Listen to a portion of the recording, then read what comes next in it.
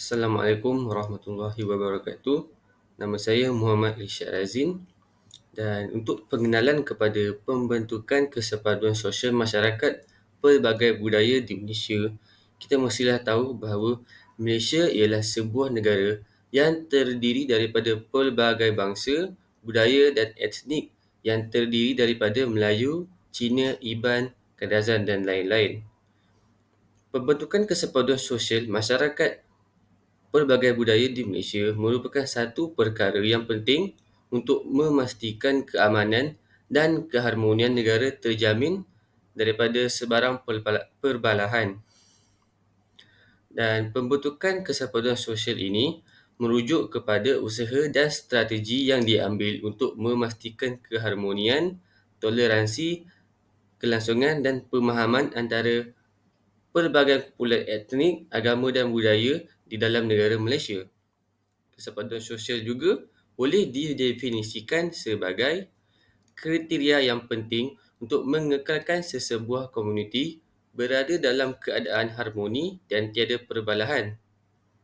Hal ini melibatkan langkah-langkah untuk menyatu padukan masyarakat dalam suasana saling menghormati, bekerjasama dan berkomunikasi secara efektif di dalam komuniti yang berbeza latar belakang budayanya.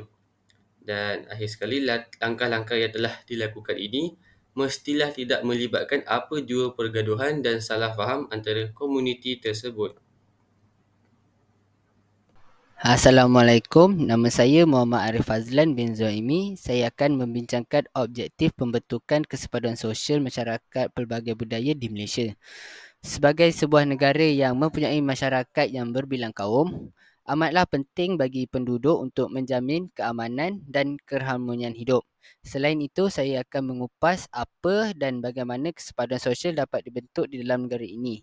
Adakah ia memberi kesan positif pada masyarakat atau sebaliknya? Usaha untuk membentuk kesepaduan sosial di Malaysia sudah lama dilaksanakan.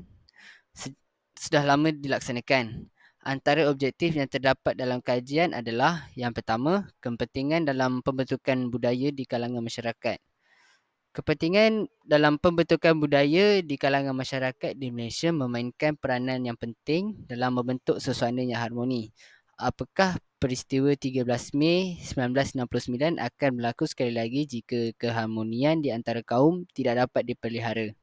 Untuk mengelakkan peristiwa berdarah itu berlaku lagi, sikap toleransi antara satu sama lain perlulah dipupuk sejak kecil lagi. Bak kata pepatah, melentur buluh biarlah dari rebungnya. Hal ini haruslah dititik beratkan oleh ibu bapa untuk generasi akan datang. Yang kedua adalah penting untuk meningkatkan pemahaman terhadap kepelbagaian budaya. Pentingnya untuk meningkatkan pemahaman terhadap pelbagai budaya melalui program-program pendidikan dan aktiviti-aktiviti yang memperkenalkan masyarakat kepada warisan budaya yang berbeza. Pemahaman ini merupakan asas untuk membina sikap saling menghormati antara kumpulan budaya. Ini melibatkan pendekatan terbuka terhadap perbezaan, menghargai tradisi dan kepercayaan orang lain, dan mengelakkan stereotip dan prasangka. Yang ketiga, kerjasama antara budaya. Kerjasama antara budaya adalah salah satu objektif untuk membentuk kesepaduan sosial. Mendorong kerjasama di kalangan masyarakat dan dengan menggalakkan aktiviti bersama. Projek-projek sukarela seperti bergotong royong atau sebagainya yang melibatkan pelbagai kumpulan budaya. Dan acara-acara komuniti boleh membantu memperkuatkan ikatan sosial. Melalui usaha berterusan dan komitmen terhadap objektif ini, masyarakat Malaysia dapat terus berkembang seperti satu entiti yang bersatu padu dan menghargai kepelbagaian budaya yang menjadi kekuatan mereka. Persoalan yang terdapat di dalam kajian adalah untuk mengkaji sejauh mana pelajar Universiti Kuala Lumpur dapat memahami kepelbagaian budaya mempengaruhi kesepaduan sosial, di mana pemahaman ini merupakan asas kepada seseorang untuk membina sikap hormat menghormati antara satu sama lain. Bagaimana kepelbagaian budaya di Malaysia memberi kesan terhadap hubungan antara masyarakat yang berbilang kaum dan berbeza agama. Adakah kepelbagaian budaya memainkan peranan dalam mengurangkan konflik antara kumpulan etnik? Persoalan yang kedua adalah untuk mengkaji bagaimana usaha kerjasama antara budaya dapat meningkatkan pemahaman. Apakah dorongan kerjasama antara satu sama lain dapat membantu meningkatkan ikatan sosial? Adakah program antara budaya memiliki kesan positif terhadap bangsa lain? Yang ketiga, apakah kesan terhadap pendidikan dan pemahaman pada generasi muda? Bagaimana sistem pendidikan memainkan peranan penting dalam memupuk pemahaman dan nilai-nilai budaya di kalangan generasi muda? Adakah generasi muda lebih cenderung untuk menerima perbezaan budaya atau sebaliknya? Baiklah, sekarang saya akan menerangkan tentang kepentingan pembentukan kesepaduan sosial dalam masyarakat pelbagai budaya di Malaysia, di mana pembentukan kesepaduan sosial ini ada 4 kepentingan. Yang pertama ialah menjaga keamanan negara. Pembentukan kesepaduan sosial merupakan aspek yang penting untuk menjaga keamanan negara, di mana kita boleh kelaskan kepada proses masyarakat daripada pelbagai etnik, budaya, agama dan bangsa dapat meneruskan hidup dalam keadaan yang harmoni tanpa sebarang pergaduhan ataupun konflik antara mereka. Dan menjaga keamanan negara ni bukan sahaja kita titik beratkan kepada ancaman dari luar, tetapi juga perlu dijaga dari dalam. Contoh ancaman yang berlaku dari dalam ialah konflik antara etnik dan agama, korupsi, serangan cyber dan tindakan terorisme. Jadi, kalau semua rakyat Malaysia dapat bekerjasama dan membantu untuk membentuk kesepaduan sosial, semua ancaman di Malaysia dapat dibendung, tidak kiralah sama ada yang datang daripada luar maupun daripada dalam. Dan hal ini dapat memastikan Malaysia mencapai keamanan yang mampan dan rakyat dapat hidup dalam keadaan yang aman. Okey, untuk kepentingan yang kedua ialah pembangunan ekonomi. Pembentukan kesepaduan sosial dalam masyarakat pelbagai budaya di Malaysia dapat memberi impak yang positif kepada pembangunan ekonomi, kerana apabila adanya kesepaduan sosial ini, hubungan harmoni akan terjalin antara masyarakat dan ini akan mewujudkan suasana yang kondusif bagi pertumbuhan ekonomi. Jadi, suasana yang kondusif yang telah dinyatakan, yang telah saya bagi tahu ni, membawa maksud kepada di mana keadaan di dalam Malaysia tidak lagi berlaku sebarang perbalahan dan peperangan. Dan kesan daripada suasana kondusif ni, ia dapat menarik minat dan melahirkan kepercayaan kepada pelabur asing untuk melabur di dalam Malaysia. Jadi secara tidak langsung dapat meningkatkan taraf ekonomi negara. Okey, untuk kepentingan yang ketiga ialah pendidikan yang berkesan. Pembentukan kesepaduan sosial dalam masyarakat pelbagai budaya di Malaysia dapat menyokong sistem pendidikan yang berkesan di sekolah dan maupun di universiti. Jadi ini kerana kesepaduan sosial mampu mewujudkan sifat toleransi dalam kalangan pelajar yang datang daripada pelbagai budaya dan latar belakang.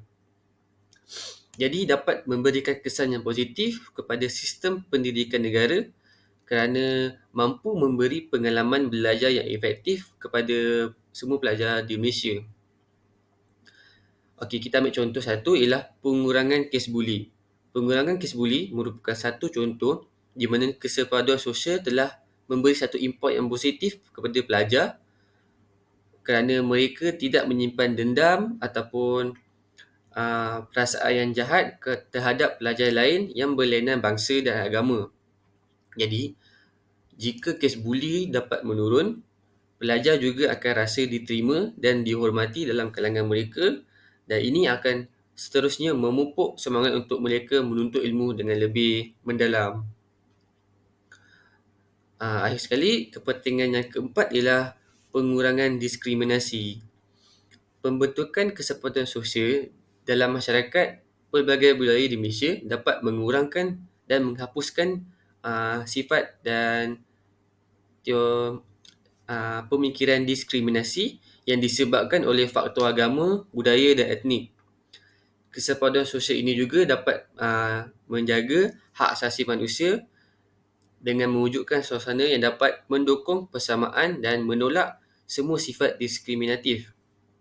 Jadi, kalau semua rakyat Malaysia mempunyai kesedaran terhadap kesepaduan sosial, penindasan terhadap sesuatu kaum dapat kita elakkan. Sebagai contoh, yang kita ketahui, kaum majoriti di Malaysia memiliki kebebasan bersuara dan kuasa yang lebih tinggi berbanding kaum minoriti. Jadi, kaum minoriti akan cenderung untuk ditindas dan pandangan mereka tidak akan diambil kisah dengan serius oleh pihak berkuasa. Jadi, dengan adanya kesepaduan sosial, ia dapat membantu kaum majoriti dan minoriti untuk saling menyayangi antara satu sama lain dan membasmi sebarang penindasan daripada berlaku.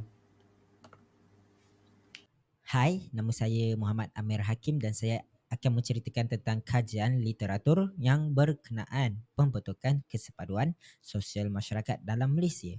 Jadi, apa yang saya telah kaji daripada literatur orang lain ialah yang pertama, penlibatan semua kaum untuk memupuk semangat perpaduan. Berdasarkan literatur tersebut, penglibatan pelbagai kaum dalam semua sektor. Contoh sektor tempatan, organisasi badan berkanun, syarikat swasta ataupun kerajaan merupakan strategi yang sangat penting untuk mencapai integrasi nasional. Usaha ini dapat membantu menyeimbangkan perwakilan semua kaum di dalam kerajaan atau organisasi kerajaan ataupun swasta. Kita juga boleh mempereratkan hubungan melalui sukan seperti bola sepak. Ini dapat memainkan peranan yang sangat penting dalam memperkuatkan perpaduan di Malaysia. Yang seterusnya ialah sistem pendidikan yang berasingan.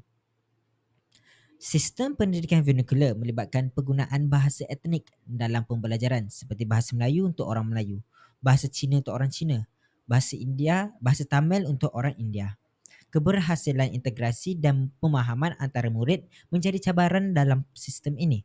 Jadi, kerajaan telah melaksanakan program REMOVE, iaitu program rancangan integrasi murid untuk perpaduan. Jadi rancangan ini diperkenalkan oleh kerajaan dengan harapan dapat memperkuatkan interaksi dan perpaduan antara pelbagai etnik khususnya dalam kalangan generasi muda.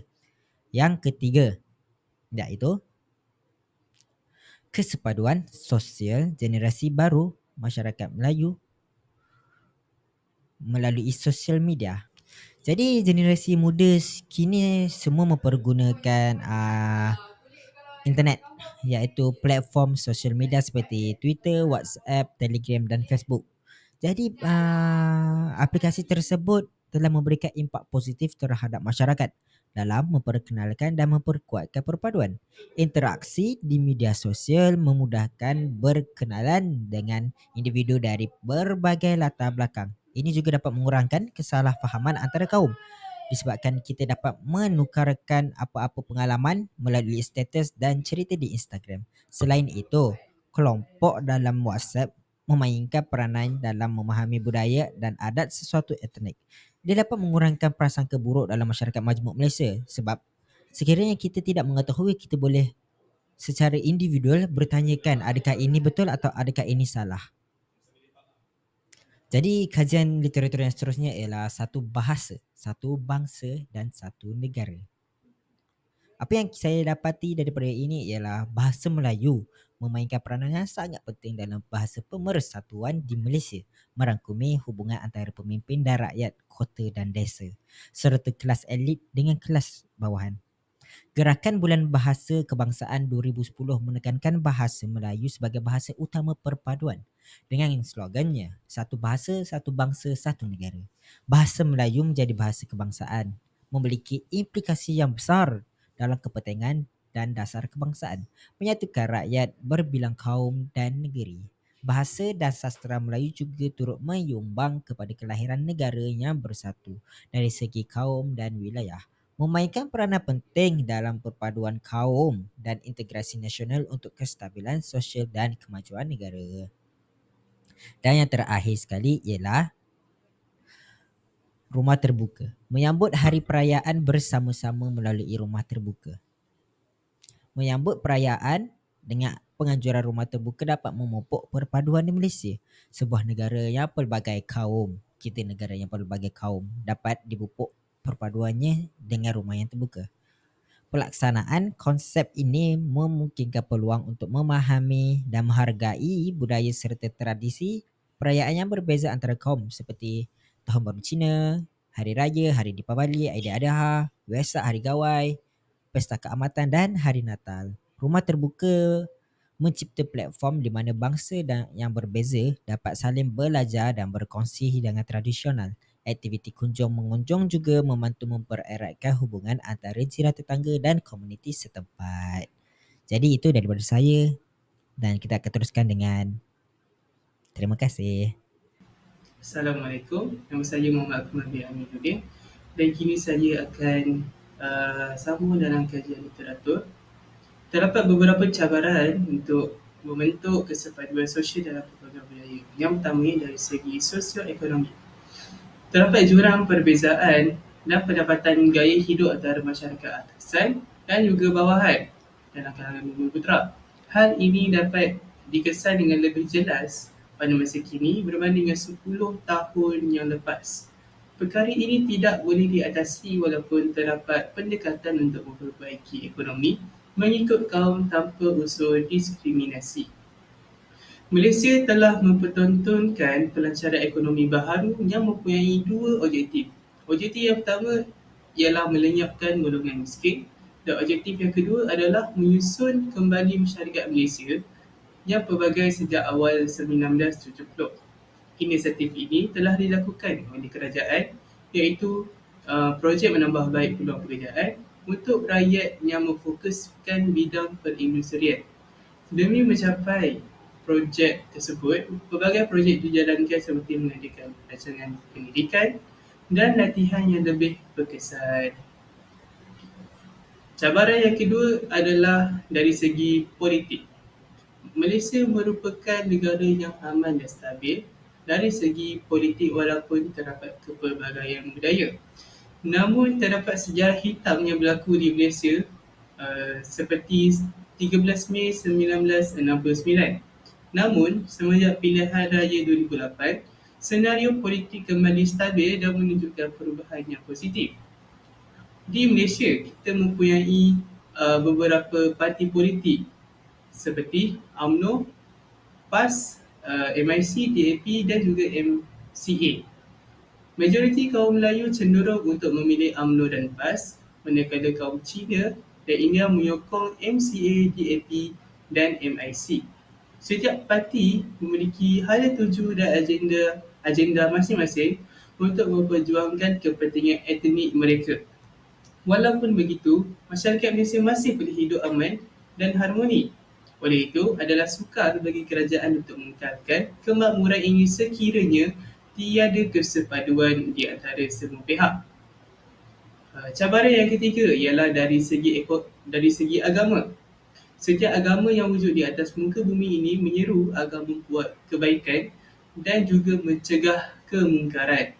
Antara agama yang ada di Malaysia ini ialah agama Islam, Buddha, Kristian, Hindu, Tao, Sikh, Bahai, kepercayaan tradisional dan lain-lain. Melihat artikel 11-1 Perlembagaan Persekutuan Malaysia iaitu tiap-tiap orang adalah berhak untuk menganuti dan mengamalkan agamanya tertakluk kepada pasal 4, mengembangkannya. Jadi, pasal tersebut menjelaskan daripada isi kandungan tersebut bahawa umat Islam dan penganut agama lain bebas untuk mengikut dan mengamalkan ajaran agama masing-masing dengan syarat tidak menyebarkan ajaran tersebut terhadap umat Islam. Untuk mencapai kejayaan dalam membentuk kesepaduan sosial dalam pelbagai budaya, Usaha perlu diambil oleh segelintir pihak tertentu bagi memastikan kefahaman terhadap budaya kaum setiap agama. Jika perkara ini tidak diambil secara serius, dikhawatiri berlaku kekecohan dan perbalahan antara kaum. Sebagai contoh, isu laungan azan bagi orang Islam, isu harga kelapa naik semasa perayaan Taipusa dan juga isu pencemaran alam sempena perayaan Cimeng iaitu bagi kaum Cina. Seterusnya, dalam metodologi kajian, kumpulan kami hanya guna dua kaedah sahaja, iaitu dokumentasi dan soal selidik. Yang pertama adalah kaedah dokumentasi. Dokumentasi ditakrifkan menurut Dewan Bahasa dan Pusaka, himpunan atau kumpulan bahan atau dokumen yang dapat digunakan sebagai asas bagi sesuatu kajian atau penghasilan sesuatu terbitan. Okey. Yang kedua adalah soal selidik. Soal selidik ataupun dalam bahasa Inggeris kita panggil questionnaire yang merupakan set soalan yang ditulis bagi tujuan mengumpul maklumat daripada orang ramai atau responden untuk membuat analisa bagi mencapai objektif sesuatu kajian. Jadi dalam metodologi soal selidik, kumpulan kami telah mengeluarkan kepada 23 responden yang merupakan pelajar UniKL dan juga telah dibahagikan kepada dua bahagian. Bahagian pertama adalah maklumat latar belakang dan yang kedua adalah soalan umum bagi mencapai objektif tugasan ini. Assalamualaikum warahmatullahi wabarakatuh. Nama saya Muhammad Arif bin Saiful. Okey, saya ingin menerangkan dapatan kajian yang kita dapat daripada kursus tersebut. Okey. Pertama, objektif yang kita telah capai iaitu penting untuk meningkatkan pemahaman terhadap kepelbagaian budaya oleh masyarakat di Malaysia melalui program-program pendidikan dan aktiviti yang memperkenalkan masyarakat kepada budaya yang berbeza. Okey, kita dapat melihat majoriti responden sebanyak 73.9% memilih mengadakan festival kebudayaan sebagai langkah-langkah yang boleh diambil untuk memupuk perasaan saling menghormati dan toleransi terhadap budaya-budaya yang lain di Malaysia. Kita dapat lihat bahawa mereka bersetuju bahawa mengadakan festival kebudayaan dapat memupuk sikap menghormati antara budaya lain dan masyarakat lain. Aktiviti seperti ini perlu diperbanyakkan lagi untuk memupuk dan memberi kesedaran terhadap pentingnya kepentingan tersebut.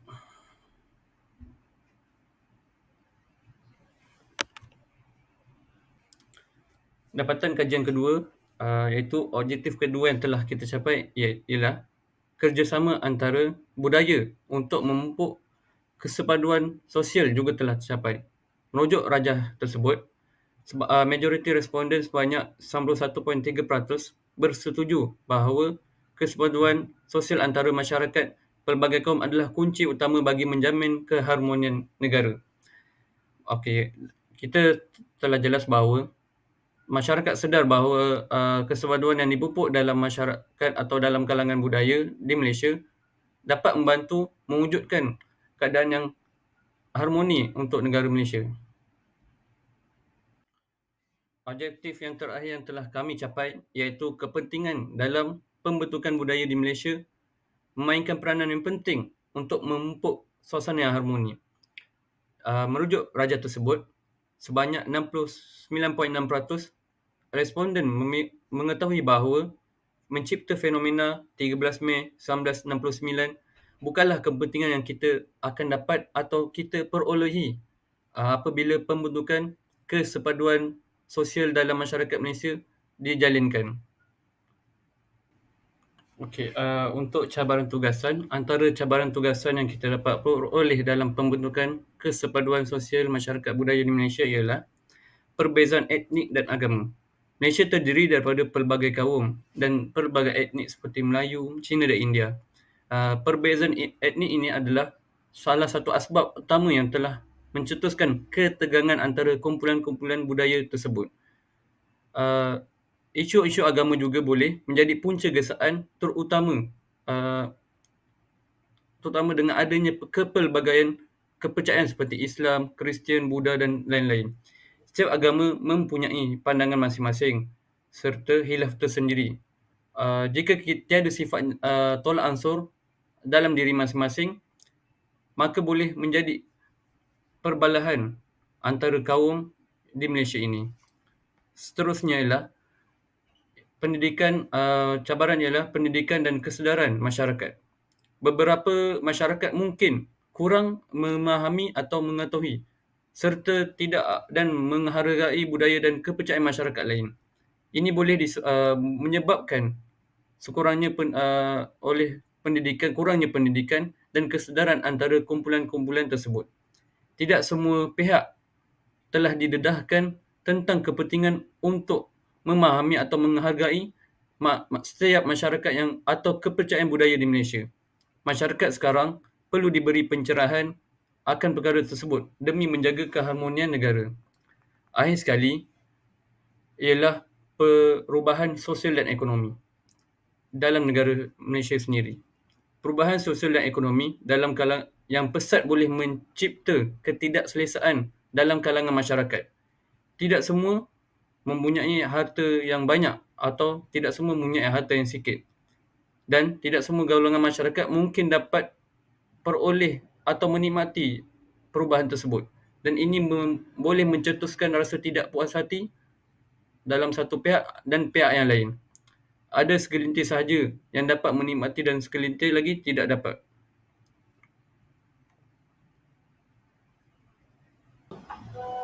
Okey, secara kesimpulannya, pembentukan kesepaduan sosial masyarakat pelbagai budaya di Malaysia sangatlah penting untuk menjamin keharmonian dan keamanan antara kaum. Malaysia juga telah mencapai kesepaduan sosial pelbagai budaya dengan adanya program-program yang melibatkan kebudayaan sama ada dianjurkan oleh pihak luar ataupun pihak kerajaan. Jadi, saya ingin menyarankan kepada penulis atau pengaji yang akan datang untuk menambah baik kajian mereka adalah dengan menghadiri program-program kebudayaan yang diajukan oleh mana-mana budaya. Hal ini kerana dengan hadirnya diri mereka ke program-program tersebut, ia akan meningkatkan lagi kefahaman, justru memudahkan mereka dalam membuat kajian ini. Sekian daripada kami, terima kasih.